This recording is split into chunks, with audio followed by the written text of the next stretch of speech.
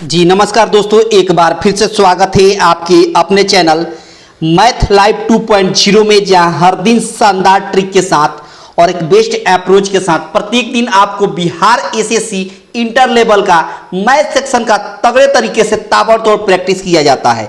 इस चैनल पर बहुत ही शानदार अप्रोच और बहुत ही तगड़े तगड़े अप्रोच भी सिखाया जाता है। हर क्वेश्चन को किस टेक्निक से और कौन सा अप्रोच लगाया जाए, उन सभी चीजों को आसानी से इस चैनल पर सीखा जाता है। तो मैथ सेक्शन का ताबड़तोड़ आज जो है मॉक टेस्ट 4 है। हम लोग मॉक टेस्ट 4 करने वाले हैं। इसके पहले मॉक टेस्ट 1, 2, 3 कराया जा चुका है, उसका लिंक इस वीडियो के डिस्क्रिप्शन बॉक्स में लग जाएगा, नहीं तो प्लेलिस्ट बन जाएगा आपको बिहार एसएससी इंटर लेवल का, ठीक है, वहां से भी आप देख सकते हैं।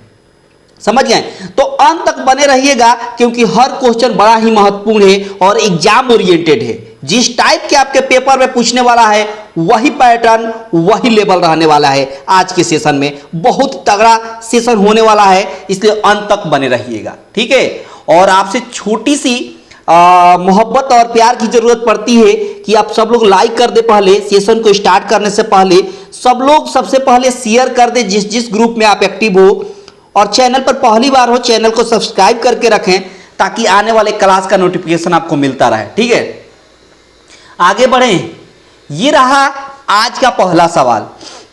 आज का पहला सवाल देखिए, बहुत ही शानदार ट्रिक है, बहुत ही शानदार अप्रोच है। देखिए, कहता है कि 2 के पावर x माइनस 1 प्लस क्या कह दिया है 2 के power x plus 1 equal to दे दिया है 320, ठीक है। अच्छा, इसको आगे फर्दर सॉल्व करेंगे तो इसको लिख सकते हैं 2 के पावर x इंटू 2 के पावर माइनस 1 प्लस इसको लिख सकते हैं 2 के पावर x इंटू 2 के पावर 1 लिख सकते हैं, बिल्कुल लिख सकते हैं, बराबर 320। देखिए होता क्या है ना कि बेस सेम रहता है ना तो पावर जोड़ दिया जाता है, यहाँ भी बेस सेम है ना तो पावर जोड़ दिया जाता है, तो इसको हम अलग अलग ऐसे लिख सकते हैं, ठीक है। अब देखिए दोनों में से, इसमें से और इसमें से, दोनों में से 2 के पावर x का मान लेंगे तो यहाँ बचेगा 2 के पावर माइनस 1 और यहाँ बचेगा 2 के पावर 1 इक्वल टू 320। बहुत शानदार। अच्छा, यहाँ 2 के पावर x इसको लिख सकते हैं 1/2 और इसको लिख सकते हैं 2 इक्वल टू हो गया आपका कितना बाबू, तो कहेंगे 320। यहाँ 2 के पावर x इसको जोड़ सकते हैं तो 2 दूना 4 1 5/2 हो गया, ठीक है, इक्वल टू 320 हो गया। 5 से कटेगा यहाँ तो 5 6 30 5 चौका 20, 2 इधर जाकर मल्टीप्लाई हो जाएगा तो 2 के पावर x बराबर 128 हो गया। इसका मतलब 128 को हम लिख सकते हैं 2 के पावर कितना 7, 2 के पावर क्या लिख सकते हैं 7। अब देखिए बेस सेम है तो पावर भी सेम हो जाएगा, तो x इक्वल टू कितना हो गया 7 हो गया, यानी x का वैल्यू कितना हो गया 7। आपके सवाल का सही आंसर हो गया 7। आपके सवाल का सही आंसर हो गया, मतलब ऑप्शन बी आपके सवाल का करेक्ट आंसर हो गया। ऑप्शन बी आपके सवाल का करेक्ट आंसर हो गया। आई होप कि ये बात आपको पूरी तरीके से समझ में आ गई होगी। सवाल को चटकाने का सबसे आसान तरीका यही है, ठीक है, क्लियर हुआ। आगे बढ़ते हैं अगले सवाल पे। अगला सवाल देखेंगे क्या कहता है। कहता है कि 3 संख्याओं का योग 91 है, दूसरी संख्या पहली संख्या से 33 होल 1/3% अधिक है। देखिए 33 होल 1/3% का फ्रैक्शन वैल्यू होता कितना है, तो कहेंगे कि 1/3 होता है। तो यहाँ लिख देते हैं पहली संख्या, यहाँ दूसरी संख्या और यहाँ तीसरी संख्या। आप देख सकते हैं कि दूसरी संख्या जो है वो पहली संख्या से 33 होल 1/3% अधिक है। इसका मतलब कि अगर पहली संख्या 3 है तो 1 जोड़ देंगे तो 4 हो जाएगा। अब सवाल में बोला है कि तीसरी संख्या जो है वो पहली और दूसरी संख्या के योग से 60% ज़्यादा है, तो एक एक जीरो यहाँ बढ़ा लेते हैं ताकि कैलकुलेशन कुछ आसान हो जाएगा। अब बोला है कि इन दोनों का सम जो है ना, वो तीसरी संख्या जो है पहली और दूसरी का सम से 60% अधिक है। इसका मतलब इनका सम कितना हो जाएगा, तो 30 और 40 मिलकर 70 हो गया। और 60% अधिक का मतलब ये हुआ कि 160% की बात हो रही है। 160% का मतलब 160/100 हो जाएगा। एक जीरो से एक जीरो, दूसरा जीरो से दूसरा जीरो। इसका मतलब कि यहाँ पर हो गया आपका 2 से कटाएंगे तो 2 8 16, 2 से 20 बार में और 2 से 15 बार में। इसका मतलब यहाँ 15 हो गया, यहाँ 20 हो गया और यहाँ 8 7 56 हो गया, ठीक है। अच्छा एक बात बताइए, आपके हिसाब से तीनों का सम कितना होगा? तीनों का सम कितना होगा? तो 6 5 11, 5 2 7, 1 8, 1 9 हो गया। आपके हिसाब से 91 यूनिट, और सवाल में भी बोला है तीनों को मिलाकर 91, तो अपनी तुलना क्वेश्चन से कर देंगे। आपके हिसाब से 91 यूनिट और सवाल में भी बोला है तीनों का योग कितना? 91। तो 1 यूनिट का वैल्यू कितना हो गया? 1 हो गया। 1 यूनिट का वैल्यू हो गया 1। जब 1 यूनिट वैल्यू 1, तो बोला है सबसे छोटी संख्या बताइए। तो तीनों में सबसे छोटी कौन है? तो कहेगा कि 15 है। तब 15 यूनिट का वैल्यू कितना हो जाएगा? 15 हो जाएगा। और यही आपके सवाल का सही आंसर हो गया। यही आपके सवाल का सही आंसर मतलब ऑप्शन ए हो गया।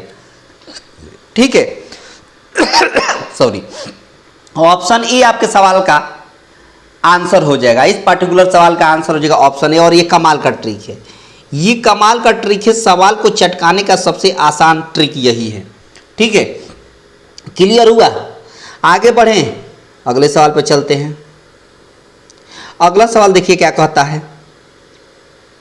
कहता है सवाल में यहां पर कि 1 - 1/2, ठीक है, इंटू कह दिया है 1 - 1/3 इंटू 1 - 1/4 डॉट डॉट कह दिया है कि 1 - 1/n, कह दिया है कि इसका वैल्यू बताना है। तो शानदार ट्रिक देखिए, आपका दिल खुश हो जाएगा।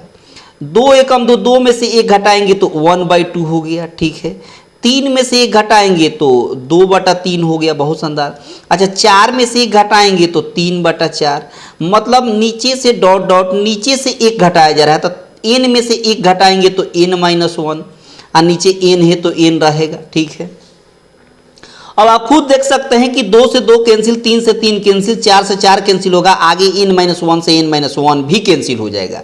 इसका मतलब यहाँ बच गया, ऊपर 1 बच गया, यहाँ पर नीचे n बच गया, यानी 1/n आपके सवाल का सही आंसर हो गया। 1/n आपके सवाल का सही आंसर हो गया, यानी ऑप्शन हो गया ए। इस पार्टिकुलर सवाल का आंसर हो गया ऑप्शन ए। आपके सवाल का करेक्ट आंसर हो गया ऑप्शन ए। आपके सवाल का करेक्ट आंसर हो गया। और ये कमाल का ट्रिक है, सवाल को चटकाने का सबसे आसान तरीका यही है। ठीक है, सवाल को चटकाने का सबसे आसान तरीका यही है। क्लियर हो गया? आगे बढ़ते हैं। अगला सवाल कहता है 1/20 प्लस 1/30, ठीक है, प्लस हो गया 1/42, प्लस हो गया 1/72 और प्लस हो गया 1/90।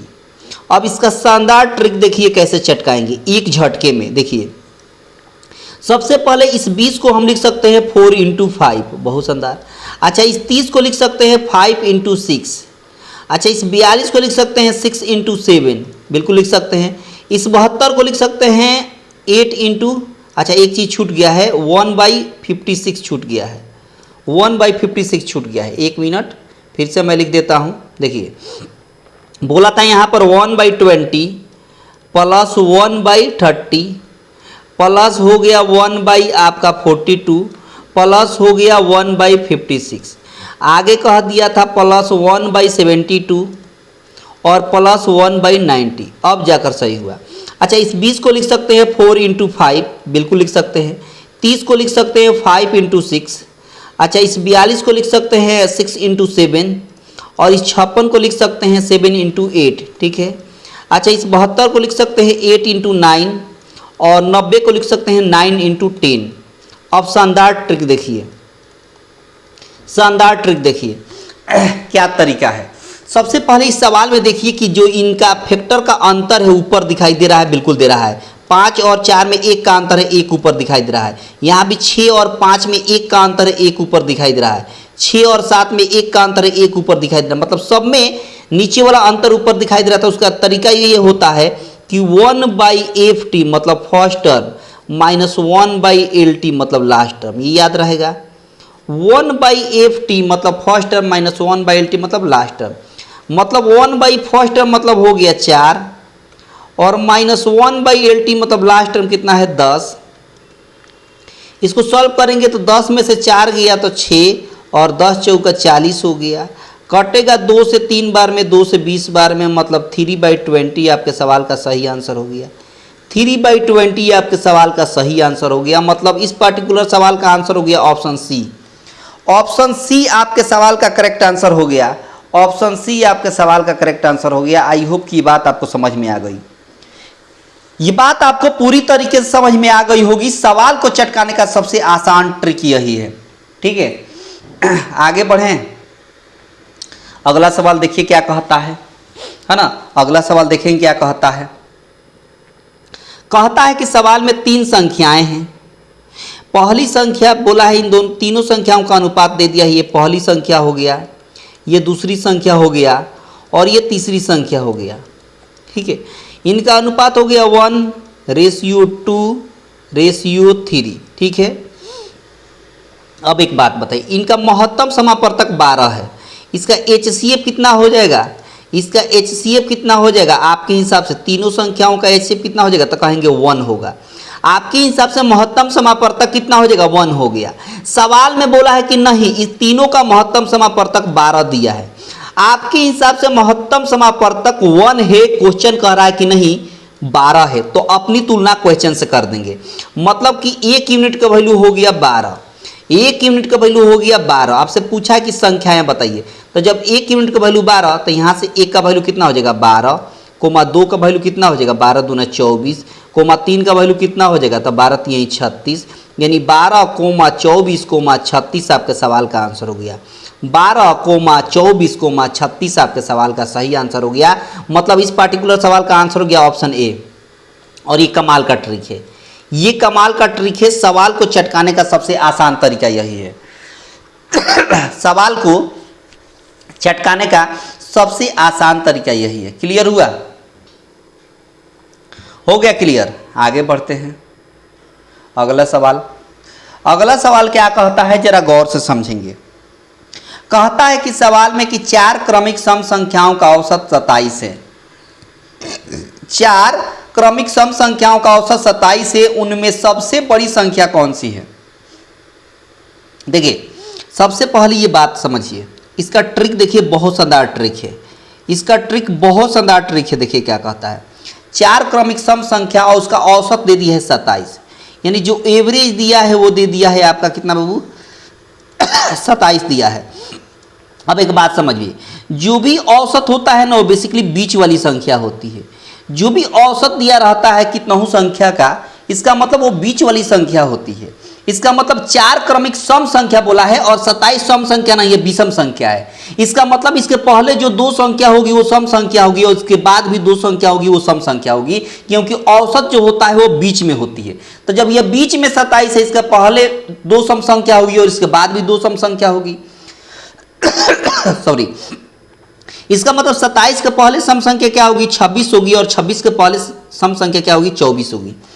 अच्छा, 27 के बाद सम संख्या क्या होगी 28 होगी और 28 के बाद सम संख्या क्या होगी 30 होगी। ठीक है, अब इसमें कह दिया है कि अब बताइए 4 क्रमिक सम संख्या मिल गया 24, 26, 28 और 30। अब सवाल बोला कि सबसे बड़ी संख्या कौन सी है, तो सबसे बड़ी संख्या कौन है 30 है। सबसे बड़ी संख्या कौन सी है 30 है। 30 आपके सवाल का सही आंसर हो गया, यानी इस पार्टिकुलर सवाल का आंसर हो गया ऑप्शन सी आपके सवाल का करेक्ट आंसर हो गया। ठीक है, ऑप्शन सी आपके सवाल का करेक्ट आंसर हो गया। आई होप कि बात आपको पूरी तरीके से क्लियर हो गई होगी। ये बात आपको पूरी तरीके से क्लियर हो गई होगी। सवाल को चटकाने का सबसे आसान तरीका यही है। ठीक है, आगे बढ़ें, आगे बढ़ते हैं। अगला सवाल देखिए क्या कहता है। कहता है कि 2:5 के अनुपात के प्रत्येक पद में क्या जोड़ा जाना चाहिए जिससे कि वह 5:6 हो जाए। सवाल में ट्रिक देखिए क्या कहता है। ट्रिक देखेंगे क्या कहता है। 2:5 का मतलब यह हुआ कि 2/5। अब इसने बोला है कि दोनों में क्या जोड़े, यानी अंश में भी क्या जोड़े और हर में भी क्या जोड़े। दोनों में हमने x जोड़ दिया, तो दोनों में x जोड़े तो अनुपात क्या बन जाता है 5:6 बन जाता है, मतलब 5/6 बन जाता है। ठीक है, अब क्रॉस गुणा करेंगे। कौन गुणा? क्रॉस गुणा। 6 में 2 से गुणा करेंगे तो 12, 6 में 1 से गुणा करेंगे तो 6x। ठीक है, 5 में 5 से गुणा करेंगे तो 25 और प्लस 5 में 1 से गुणा करेंगे तो 5x। ठीक है, ये 5x इधर आकर घटेगा, 6x में से 5x घटेगा तो x हो जाएगा। ये 12 इधर जाकर घटेगा तो 25 में से 12 जाएगा तो 13 हो जाएगा, यानी x का वैल्यू हो गया 13। तो जब x का वैल्यू हो गया 13 और यही आपके सवाल का सही आंसर हो गया, यानी इस पार्टिकुलर सवाल का आंसर हो गया ऑप्शन बी। और ये कमाल का ट्रिक है, ये कमाल का ट्रिक है, कमाल का कंसेप्ट है। आई होप कि ये बात आपको पूरी तरीके से समझ में आ गई होगी। ये बात आपको पूरी तरीके से समझ में आ गई होगी। सवाल को चटकाने का सबसे आसान तरीका यही है। ठीक है, क्लियर हुआ? आगे बढ़ते हैं। आगे क्या कहता है ये देखिए। सवाल में कहता है कि दो संख्याओं का अनुपात 2:3 है और दोनों संख्याओं में 8 जोड़ने पर अनुपात 3:4 हो जाता है, तो उन दोनों संख्याओं का योग कितना होगा? देखिए इसका ट्रिक देखिए, ट्रिक देखिए क्या कहता है। देखिए दो संख्या है, ठीक है, दोनों संख्याओं का अनुपात कितना दिया है? तो कहिएगा कि 2:3 दिया हुआ है। ठीक है, आज जैसे ही हम इसमें 8 जोड़ते हैं यह 3:4 हो जाता है। जैसे ही हम इसमें 8 जोड़ते हैं तो यह 3:4 हो जाता है। मतलब 2 के बाद 3 हो गया, तो आपके हिसाब से कितना जोड़ा गया है? 1 जोड़ा गया है। इधर भी 3 के बाद 4 हो गया, मतलब आपके हिसाब से कितना जोड़ा गया है? 1। यानी आपके हिसाब से 1 जोड़ा गया है और सवाल के हिसाब से 8 जोड़ा जा रहा है। अपनी तुलना क्वेश्चन से कर देंगे। आपके हिसाब से 1 जोड़ा गया, सवाल के हिसाब से 8 जोड़ा गया, तो अपनी तुलना क्वेश्चन से कर देंगे। मतलब 1 यूनिट का वैल्यू 8 हो गया। जब 1 यूनिट का वैल्यू 8 हो गया तो सवाल में बोला है कि दोनों संख्याओं का अनुपात बताइए। तो यही तो ऊपर वाला इनिशियल रेशियो है, इसी का योग बता देना है, इसी का योग बताना है। तो एक बात बताइए, योग कितना हो जाएगा? तो 3 और 2 मिलकर 5 यूनिट हो जाएगा। तो जब 1 यूनिट का वैल्यू 8, तो 5 यूनिट का वैल्यू कितना हो जाएगा? इसमें 8 से गुणा कर देंगे तो 8 × 40 हो जाएगा।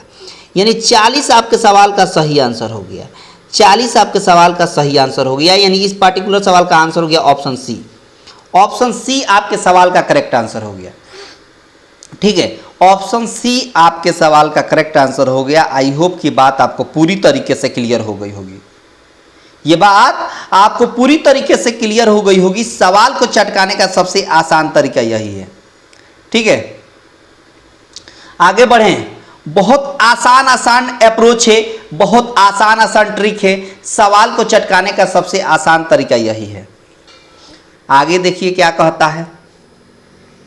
सवाल में कहता है कि 3x - y और अनुपात दिया है, तो इसको डिवाइड में लिख सकते हैं x + 5y। बराबर में अनुपात दिया है 5:7, मतलब 5/7। अब इसको क्रॉस गुणा करेंगे, क्रॉस गुणा करेंगे तो क्रॉस गुणा करेंगे तो 7 × 21 x हो गया। -7 में y से गुणा करेंगे तो 7y हो गया, बराबर 5 में 1 से गुणा करेंगे तो 5x + 5 में 5y से गुणा करेंगे तो 25y। ठीक है, अच्छा एक बात बताइए, ये 5x इधर जाकर घटेगा तो 21 में से 5 गया तो 16x हो गया। -7 इधर जाकर प्लस में हो जाएगा तो 25 और 7 कितना हो गया? तो 25 और 7 हो गया आपको 32y हो गया। ठीक है, 16 दूना 32 हो गया। यानी x/y का वैल्यू अगर निकालें तो x/y का वैल्यू हो गया 2:1, यानी 2/1। मतलब x के जगह पर हम 2 पुट करेंगे, y के जगह पर 1 पुट करेंगे। आपसे सवाल में कह दिया है कि x + y और अनुपात बता देना है x - y का। इसका मतलब ये हुआ कि x + y का मतलब 2 1 मिलकर 3 हो गया, और x - y का मतलब हो गया कि 2 में से 1 घटेगा तो 1 हो जाएगा। यानी 3:1 आपके सवाल का सही आंसर हो गया। 3:1 आपके सवाल का करेक्ट आंसर हो गया। यानी इस पार्टिकुलर सवाल का आंसर हो गया ऑप्शन सी। इस पार्टिकुलर सवाल का आंसर हो गया ऑप्शन सी। आपके सवाल का करेक्ट आंसर हो गया ऑप्शन सी। आपके सवाल का करेक्ट आंसर हो गया। क्लियर हुआ? आगे बढ़ते हैं। देखिए सवाल में कहता है कि सोनाली और मोनाली की वर्तमान आयु का अनुपात दिया है। सोनाली और मोनाली दोनों की आयु का अनुपात दिया है 5:3। ठीक है, बोला है कि अब से 5 बरस बाद उनकी आयु का अनुपात 10 अनुपात कितना हो जाता है? तो 7 हो जाता है। कितने बरस बाद? तो कहेगा कि 5 बरस बाद। ठीक है, कह रहा है कि मोनाली की वर्तमान आयु बताइए। सबसे पहले हम बैलेंस करते हैं। क्यों बैलेंस करते हैं? तो देखिए 5 के बाद 10 हो रहा है, मतलब 5 की बढ़ोतरी हुई है। अच्छा 3 के बाद 7 हो रहा है, मतलब 4 की बढ़ोतरी हो रही है। मतलब यहाँ से यहाँ बढ़ने में, यहाँ से यहाँ जाने में बैलेंस नहीं है। यहाँ 4 है, यहाँ 5 है, बराबर नहीं है, तो हम बैलेंस करेंगे। कैसे बैलेंस किया जाता है? तो इनके रेशियो के अंतर से क्रॉस गुणा। तो 10 और 7 में 3 का अंतर है, तो 3 से ऊपर गुणा कर देंगे। और 5 और 3 में 2 का अंतर है, तो 2 से नीचे वाला रेशियो में गुणा कर देंगे। 3 से करेंगे तो एक नया रेशियो मिलेगा, 5 3 15, और यहाँ 3 त्रिका 9। 2 से गुणा करेंगे तो 10 दूना 20, और यहाँ मिल जाएगा 7 दूना 14। आप देख सकते हैं कि ऊपर वाला रेशियो जो है वो प्रेजेंट रेशियो है, और नीचे वाला 5 साल बाद है। अब आप देखिए ना, 15 के बाद 20 हो रहा है, मतलब 5 की बढ़ोतरी हो रही है, और 9 के बाद 14 हो गया, मतलब 5, मतलब बैलेंस हो गया। यहाँ भी 5, यहाँ भी 5। तो आपके हिसाब से 5 बरस बाद हो रहा है, और 5 यूनिट बाद, और सवाल में बोला है कि 5 बरस बाद, तो अपनी तुलना क्वेश्चन से कर देंगे। आपके हिसाब से आप देख पा रहे हैं कि यहाँ 5 यूनिट बढ़ा है, सवाल में बोला है कि 5 बरस बढ़ा है। तो 5 बरस बाद आपके हिसाब से 5 यूनिट का वैल्यू 5 हो गया, तो 1 यूनिट का वैल्यू कितना हो जाएगा? 1 हो जाएगा। तो जब 1 यूनिट का वैल्यू 1 हो गया, तो यही तो ऊपर वाला इनिशियल रेशियो है। प्रेजेंट रेशियो ऊपर वाला ही है। प्रेजेंट रेशियो कौन सा है? ऊपर वाला है। जब 1 यूनिट का वैल्यू 1, तो आपसे पूछा है कि मोनालिका बताइए, तो मोनालिका कितना है? 9 यूनिट है। तो 1 यूनिट का वैल्यू 1, तो 9 यूनिट का वैल्यू कितना हो जाएगा? 9 हो जाएगा। यानी 9 आपके सवाल का सही आंसर हो गया, ऑप्शन ए हो गया। ऑप्शन ए आपके सवाल का करेक्ट आंसर हो गया। ऑप्शन ए आपके सवाल का करेक्ट आंसर हो गया। इस पार्टिकुलर सवाल का आंसर हो गया ऑप्शन ए। और ये कमाल का ट्रिक है, ये सवाल को चटकाने का कमाल का ट्रिक है। सबसे शानदार ट्रिक यही है, और सबसे बेहतर तरीका भी यही है, सवाल को चटकाने का सबसे आसान तरीका। ठीक है, और पसंद आ रहा है तो लाइक शेयर में कमी ना करें। अगर आपको पसंद आ रहा है सब कुछ, तो लाइक शेयर करते रहें, लाइक शेयर करते रहें, और चैनल पर पहली बार है तो सब्सक्राइब भी कर लें। ठीक है ना, ताकि इस तरह का क्लासेज का नोटिफिकेशन आपको मिलता रहेगा। आगे बढ़ते हैं। एक और देखिए आयु पर क्या कहता है। कहता है कि 2 विद्यार्थी है, ध्यान समझिएगा, 2 विद्यार्थी है और उनकी आयु का अनुपात, ये पहला विद्यार्थी और ये दूसरा विद्यार्थी, इनके आयु का अनुपात 3:2 है। ठीक है, इनके आयु का अनुपात 3:2 है। अब बोला कि उनमें से एक दूसरे से 5 बरस बड़ा है, एक दूसरे से 5 बरस बड़ा है। यानी इसका मतलब कि एक आपके हिसाब से एक पहला वाला दूसरे वाले से कितना बड़ा है? तो कहेगा 1 यूनिट बड़ा है। आपके हिसाब से 1 यूनिट बड़ा है, और सवाल के हिसाब से 5 बरस बड़ा है, तो अपनी तुलना क्वेश्चन से कर देंगे। आप देख सकते हैं कि यहाँ 3 है, यहाँ 2 है, तो पहला वाला जो है वो दूसरे वाले से कितना ज़्यादा है? 1 यूनिट। सवाल में बोला कि नहीं 5 बरस बड़ा है। आपके हिसाब से 1 यूनिट बड़ा है, सवाल के हिसाब से 5 बरस बड़ा है, अपनी तुलना क्वेश्चन से कर देंगे। अब एक बात बताइए, जब 1 यूनिट का वैल्यू 5 हो गया, 1 यूनिट का वैल्यू 5 हो गया, तो बोला कि छोटे विद्यार्थी, दोनों में छोटा कौन है? तो कहेगा 2 यूनिट। तो 2 यूनिट का वैल्यू कितना हो जाएगा? 1 यूनिट का वैल्यू 5, तो 2 यूनिट का वैल्यू 5 दूना 10। यानी दूसरे जो छोटा वाला है वो 10 बरस का है, अभी जो छोटा वाला है वो अभी 10 बरस का है, मतलब ऑप्शन हो जाएगा बी। इस पार्टिकुलर सवाल का आंसर हो जाएगा ऑप्शन बी। इस पार्टिकुलर सवाल का आंसर हो जाएगा ऑप्शन बी। आई होप कि ये बात आपको पूरी तरीके से समझ में आ गई होगी। ये बात आपको पूरी तरीके से समझ में आ गई होगी। सवाल को चटकाने का सबसे आसान तरीका यही है। ठीक है, सवाल को चटकाने का सबसे आसान तरीका यही है। आगे बढ़े, आगे बढ़ते हैं। अगला सवाल देखिए क्या कहता है। कहता है सवाल में कि 300 ग्राम क्या है? चीनी है। 300 ग्राम चीनी के घोल में 40% चीनी है। 40% क्या है बाबू? चीनी है, यानी शुगर है। तो बाकी इसमें पानी होगा कितना? 60%। बड़ी सीधी सी बात है। तो 300 का 40% कितना होगा? तो 4 3 12 यानी 120। और 300 का 60% कितना होगा? तो 6 3 18 मतलब 180। इसका मतलब उस चीनी के घोल में 120 जो है ग्राम वो शुगर है यानी चीनी है, और 180 ग्राम क्या है? पानी है। ठीक है जी। अच्छा, इसमें बोला कि इसमें कितनी चीनी और मिलाई जानी चाहिए जिससे कि वह इस घोल का 50% हो जाए। यानी 50% होने का मतलब है कि 50% चीनी और 50% पानी। कटेगा तो हो जाएगा 1:1। अब खुद सोचिए आप, थोड़ी देर सोचिए कि इसमें मिलाने की क्या बात हो रही है? चीनी।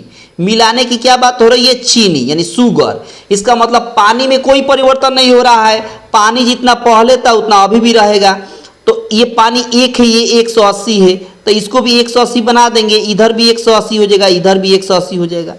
मतलब देखिए ना, पहले भी पानी 180 ग्राम था, अभी भी 180 ग्राम हो गया। पहले चीनी 120 ग्राम था, अब चीनी 180 ग्राम हो गया। कितना बढ़ा है?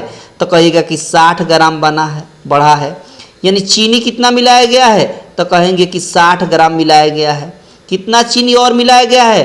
तो कहेगा कि 60 ग्राम। और यही आपके सवाल का करेक्ट आंसर हो गया। ये आपके सवाल का सही आंसर हो गया, है ना।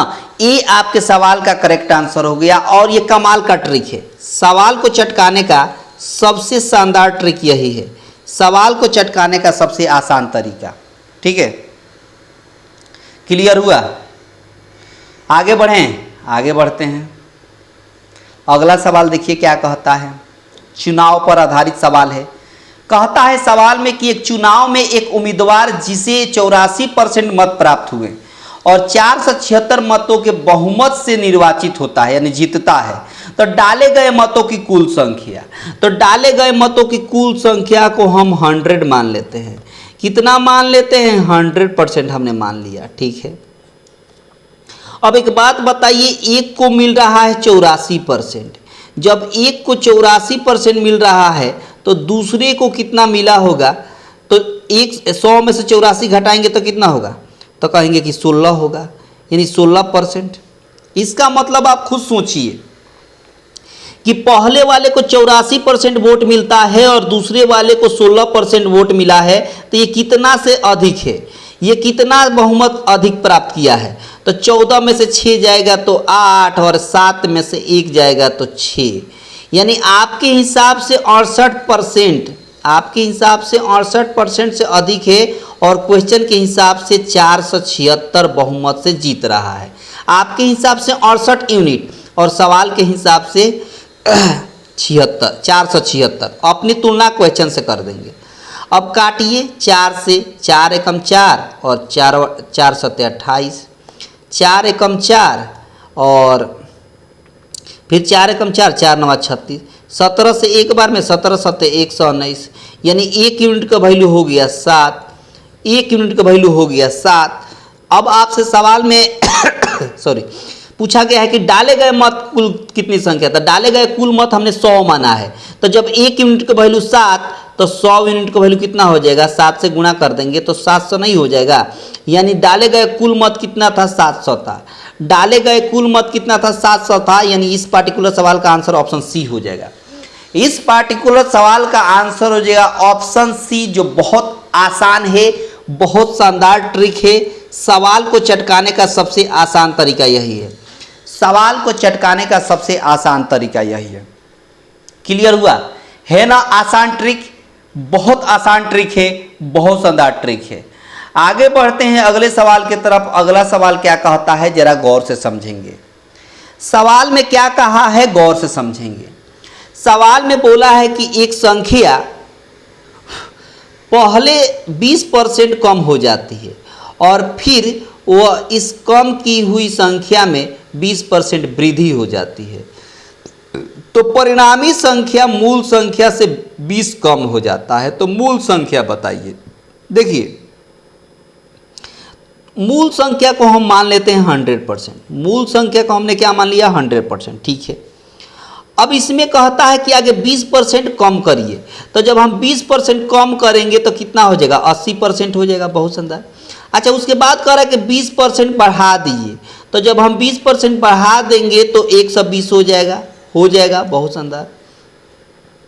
अच्छा, खुद सोचिए, आपके हिसाब से ये जो 80 है ये 120 से कितना कम है? तो कहेंगे कि 40% कम है। जो 80 है वो 120 से कितना कम है? 40% कम है। और सवाल में बोला है कि नहीं, 20 कम है। सवाल में क्या बोला है? बोला है कि 20 कम है। आपके हिसाब से 40% कम है, सवाल के हिसाब से 20 कम है। अपनी तुलना क्वेश्चन से कर देंगे तो 20 से कटेगा तो 20 दूना 40, 20 से कम 20, यानी 2% का वैल्यू हो गया 1। 2% का वैल्यू हो गया 1। अब आपसे बोला है कि मूल संख्या बताइए, तो 100% का वैल्यू कितना हो जाएगा? 100% का वैल्यू कितना हो जाएगा, 50 हो जाएगा। तो 50 तो दिया है नहीं, इसका मतलब कहीं कुछ गड़बड़ी हुई है। एक संख्या पहले 20% कम हो जाती है और फिर इस कम हुई 1 मिनट। इसको एक और तरीका से बताते हैं, ये गलत तरीका है, ये गलत तरीका हो गया। देखिए बोला कि एक संख्या पहले 20% कम होती है। अच्छा 20% कम का मतलब क्या हुआ कि 20% का मतलब ये हुआ, 20% का मतलब ये हुआ कि 1/5, यानी पहले 5 था तो 1 कम हो गया तो कितना हो गया, 4 हो गया। और फिर से 20% बढ़ाया जा रहा है, 20% का मतलब 1/5, यानी पहले 5 था अब 6 हो गया। अब आप खुद देखिए कि यहाँ 50 25 हो गया, यहाँ 6 चौका 24 हो गया, 50 25 हो गया, यहाँ 6 चौका 24 हो गया। तो आपके हिसाब से यहाँ कितना कम है, 1 कम है। आपके हिसाब से यहाँ कितना कम है, 1 कम है, ठीक है। और क्वेश्चन के हिसाब से 20 कम है। आपके हिसाब से 1 कम है और क्वेश्चन के हिसाब से 20 कम है। तो बोला है कि मूल संख्या बताइए, मूल संख्या कितना है, 25 है। तो 25 का वैल्यू कितना हो जाएगा, 25 दूना 50, यानी 500 हो जाएगा। 500 आपके सवाल का सही आंसर हो गया, 500 आपके सवाल का करेक्ट आंसर हो गया। समझ पा रहे हैं बात। यहाँ बोला था ना कि 25 से 24 कितना कम है, तो 1 यूनिट। और सवाल में बोला था कि नहीं 20 कम है, तो 1 यूनिट का वैल्यू 20 हो गया। बोला था कि मूल संख्या बताइए, तो यही तो मूल संख्या है 25। तो 25 यूनिट का वैल्यू कितना हो जाएगा, 25 दूना 50, यानी 500 आपके सवाल का करेक्ट आंसर हो गया। और ये कमाल का ट्रिक है, ये कमाल का ट्रिक है। सवाल को चटकाने का सबसे आसान तरीका यही है, ठीक है। समझ में आ रही बात है ना, शानदार ट्रिक, बहुत शानदार। अगला सवाल देखिए क्या कहता है, अगला सवाल क्या कहता है। कहता है सवाल में कि एक विक्रेता अपने ग्राहकों को 25% छूट देता है और फिर 25% का अभिलाभ कमाता है। यदि वस्तु की लागत विक्रेता को 1440 रुपया आती है तो उसका अंकित मूल्य बताइए। एक कंसेप्ट सिखाए थे हम बहुत पहले, आपको अगर याद हो तो, प्रत्येक मेरा क्लास देखे होंगे तो मैंने ये बात बताया था कि MP यानी मार्क प्राइस और डिवाइड CP यानी कॉस्ट प्राइस बराबर मैंने बताया था 100 प्लस प्रॉफिट परसेंट और डिवाइड 100 माइनस डिस्काउंट परसेंट। ये मैंने बताया था बहुत पहले। तो मार्क प्राइस निकालना है, mark price as it is रहेगा।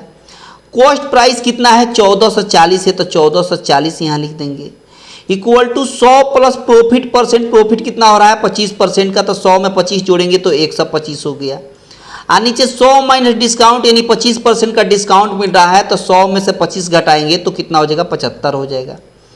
अब 25 से काटिएगा, 25 पचे 125, 25 3 75, 3 से ये काटेंगे, 3 चौका 12, 3 8 24, यानी 480। यहाँ जाकर क्रॉस गुणा कर लेंगे तो मार्क प्राइस निकल जाएगा। तो मार्क प्राइस हो जाएगा 480 इंटू 5, यानी 8 पचे 40 का 0, 4 कैरी और 5 चौका 20, 4 24, 1 0 पहले से है, यानी 2400 हो जाएगा आपके सवाल का सही आंसर। यानी मार्क प्राइस कितना आ गया तो कहेंगे 2400 आ गया। मार्क प्राइस कितना आ गया तो कहेंगे 2400 आ गया। मतलब इस पार्टिकुलर सवाल का आंसर हो जाएगा ऑप्शन डी। ऑप्शन डी आपके सवाल का करेक्ट आंसर हो गया। समझ रहे बात, ऑप्शन डी आपके सवाल का करेक्ट आंसर हो गया। क्लियर हुआ है ना शानदार ट्रिक। आगे बढ़ते हैं। अगला सवाल देखिए क्या कहता है। कहता है कि एक धनराशि 4% वार्षिक चक्रवृद्धि ब्याज दर पर 2 वर्षों में 1352 रुपया हो जाती है। तदनुसार वह धनराशि कितनी है। देखिए सबसे पहले ये जानिए कि 4% का वैल्यू होता कितना है। तो कहेंगे कि 4% का वैल्यू होता है 1/25। इसका मतलब कि अगर 2 बरस की बात बोला है, कितने साल की बात बोला है, 2 साल की। इसका मतलब प्रिंसिपल और अमाउंट में रिलेशन अगर पता करें तो 25 हो जाएगा आपका प्रिंसिपल और 1 बढ़ा देंगे तो 26 हो जाएगा अमाउंट। अगर 2 साल की बात करें तो फिर से 25 और 26 होगा। 2 साल की बात करेंगे इसलिए 2 बार हम लिखेंगे। 25 में गुणा करेंगे तो 625 हो गया और 26 में गुणा करेंगे तो 676 हो गया। अब आप खुद सोचिए कि आपके हिसाब से अमाउंट कितना हो गया 676 और सवाल के हिसाब से अमाउंट दिया है 1352। सवाल के हिसाब से अमाउंट कितना हो जा रहा है 1352 और आपके हिसाब से कितना अमाउंट हो गया है 676, यानी 676 यूनिट का वैल्यू हो जाएगा 1352 रुपया। कटाइए, 2 गुना दिख रहा है, ये बिल्कुल दिख रहा है, यानी 1 यूनिट का वैल्यू हो गया 2। 1 यूनिट का वैल्यूजब 2 हो गया तो धन राशि पूछा है, तो धन राशि कितना है, यानी प्रिंसिपल कितना है, देख सकते हैं प्रिंसिपल 625 यूनिट है। तो जब 1 यूनिट का वैल्यू 2 तो 625 यूनिट का वैल्यू कैसे निकालेंगे, 2 से गुणा करेंगे तो 6 दूना 12 और 25 दूना 50, यानी 1250 हो गया। 1250 आपके सवाल का सही आंसर हो जाएगा, यानी इस पार्टिकुलर सवाल का आंसर हो जाएगा ऑप्शन सी। इस पार्टिकुलर सवाल का आंसर हो जाएगा ऑप्शन सी, आपके सवाल का करेक्ट आंसर हो गया। ऑप्शन सी आपके सवाल का करेक्ट आंसर हो गया। आई होप कि ये बात आपको पूरी तरीके से क्लियर हो गई होगी। सवाल को चटकाने का सबसे आसान ट्रिक यही है और ये बहुत शानदार ट्रिक है। इस तरह के सवाल को चटकाने का सबसे आसान तरीका यही है, ठीक है। चक्रवृद्धि ब्याज के सवाल चटकाने का सबसे आसान तरीका। आगे देखिए अगला सवाल क्या कहता है। अगला सवाल भी कुछ इसी तरह का है। कह रहा है कि 1,000 रुपया की धनराशि 10% वार्षिक दर पर प्रति वर्ष चक्रवृद्धि ब्याज जोड़ने पर कितने समय में 13 से 31 हो जाती है। मतलब अगर 10% की बात करें, 10% की बात करें, इसका मतलब 10% का मतलब 1/10 होता है। अब 1/10 अगर होता है तो इसका मतलब ये हुआ कि अगर 10 प्रिंसिपल है तो अमाउंट कितना हो जाएगा, 1 जोड़ देंगे तो 11, फिर 10, फिर 11, फिर 10 और फिर 11, ऐसे मैंने कर दिया। 10 को 3 बार गुणा करेंगे तो 1000 हो जाएगा और 11 को 3 बार गुणा करेंगे तो 13 से 31 हो गया। इसका मतलब ये वाला चीज इस क्वेश्चन में सेटिस्फाइड कर गया, यानी प्रिंसिपल अगर 1000 हो तो अमाउंट कितना हो गया, तो कहेंगे कि 13 से 31, और 13 से 31 सवाल में दिया भी है।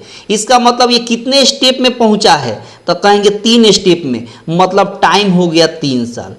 टाइम कितना हो गया, 3 साल आपके सवाल का सही आंसर हो गया। 3 साल आपके सवाल का सही आंसर हो गया, मतलब ऑप्शन सी आपके सवाल का करेक्ट आंसर हो गया। ऑप्शन सी आपके सवाल का करेक्ट आंसर हो गया और ये कमाल का ट्रिक है। सवाल को चटकाने का सबसे आसान तरीका यही है, ठीक है। आगे बढ़ते हैं। आगे देखिए क्या कहता है। कहता है सवाल में कि ए, बी और सी एक कार्य को 24, 5 और 12 दिन में कर सकते हैं, तो तीनों साथ मिलकर कितना दिन में करेंगे। इसका ट्रिक देखिए, बहुत शानदार ट्रिक है।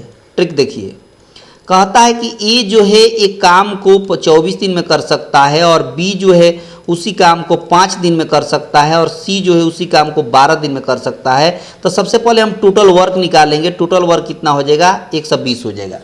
टोटल वर्क का मतलब एलसीएम, 24, 5 और 12 का एलसीएम निकालेंगे तो कितना हो जाएगा, 120 हो जाएगा, ठीक है। तो टोटल वर्क हो गया 120। 24 से 120 में भाग देंगे तो 5 बार में कटेगा। 5 से 120 में भाग देंगे तो 5 दूना 10, 5 चौका 20 हो जाएगा। 12 से 120 में भाग देंगे तो 12 कम 12 और 1 0। इसका मतलब ए की क्षमता 5 हो गई, बी की क्षमता 24 हो गई और सी की क्षमता 10 यूनिट हो गई। अब सवाल बोला कि तीनों मिलकर कितना दिन में करेंगे, ए प्लस बी प्लस सी, तीनों मिलकर। तो तीनों मिलकर काम कितना करना है, 120 टोटल काम करना है। टोटल काम कितना करना है, 120 करना है। और इनकी क्षमता कितनी है, तो देख सकते हैं 5 और आपका 24 मिलकर 29, 29 और आपका 10 मिलकर हो गया कितना, 39 हो गया, ठीक है, 39 हो गया। इसका मतलब कि 39 क्षमता से 120 काम करेंगे तो कितना दिन में कंप्लीट हो जाएगा, तो 3 से काटेंगे 13 बार में, 3 से काटेंगे 40 बार में, यानी 40/13 हो गया। इसको ऐसे भी लिख सकते हैं कि 13 तिया 39 और एक 40/13, यानी 3 होल 1/13 आपके सवाल का सही आंसर हो गया। 3 होल 1/13 आपके सवाल का करेक्ट आंसर हो गया, यानी इस पार्टिकुलर सवाल का आंसर हो गया ऑप्शन बी। ऑप्शन बी आपके सवाल का करेक्ट आंसर हो गया। आई होप कि बात आपको पूरी तरीके से समझ में आ गई होगी और इस सवाल को चटकाने का कमाल का ट्रिक है, ये कमाल का ट्रिक है, कमाल का कंसेप्ट है। आई होप कि बात आपको बहुत अच्छे से समझ में आ गई होगी, ठीक है। ये देखिए सवाल, ये देखिए सवाल, ठीक है। ये सवाल क्या कहता है, इसको भी आप बना सकते हैं अगर होमवर्क में हम आपको दें तो। इसको होमवर्क में दे दें, बहुत आसान सवाल है, ये भी वैसे ही है। इसको मैं होमवर्क में देता हूँ और इसका आंसर आपको कमेंट बॉक्स में देना है। इसका आंसर आपको कहाँ देना है, तो कहेंगे कि इसका आंसर आपको कमेंट बॉक्स में देना है। ठीक है, इस सवाल का आंसर आपको कमेंट बॉक्स में देना है और मैं देखना चाहूँगा कि सबसे पहला आंसर किन का आता है। ठीक है, इसको कमेंट बॉक्स में आप आंसर दे देंगे होमवर्क में बनाकर। ठीक है, और एक सवाल और है, इसको भी होमवर्क में मैं देता हूँ। 2 सवाल आप ले लीजिए होमवर्क में। ठीक है, इस सवाल को भी आपको होमवर्क में बनाना है। क्लियर हुआ? तो इतने ही सवाल था आज के सेशन में। 2 सवाल मैंने आपको होमवर्क में दे दिया और बाकी सब मैंने आपको एक एक झटके में चटका कर दिखा दिया। कैसा लगा कमेंट बॉक्स में बताइएगा। अगर पसंद आया होगा तो सब लोग लाइक कर देंगे, ज़्यादा से ज़्यादा अपने दोस्तों के पास शेयर कर देंगे लोग। चैनल पर जितने लोग पहली बार होंगे चैनल को सब्सक्राइब करके रखेंगे लोग, ताकि आने वाले क्लास का नोटिफिकेशन आपको प्रॉपर रूप से मिलता रहे। तो आप अपना ख्याल रखिएगा, मिलते हैं अगले क्लास में। तब तक आप सभी को बहुत बहुत धन्यवाद।